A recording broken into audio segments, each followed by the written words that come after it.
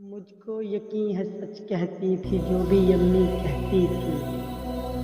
जब मेरे बचपन के दिन थे चाँद में परियां रहती थी। एक ये दिन जब अपनों ने भी हमसे नाता तोड़ लिया। एक वो दिन जब पेड़ की शाखें बोझ हमारा कहती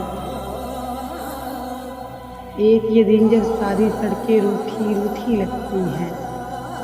एक वो दिन जब आओ खेले सारी गलियां कहती थी।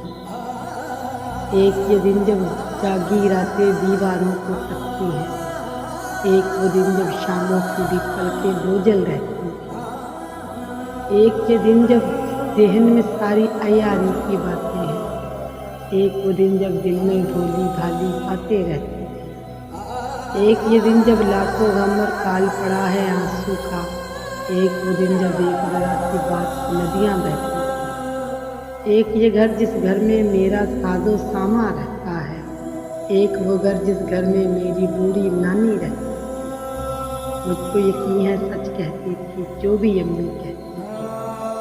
जब मेरे बचपन के दिन थे चाँद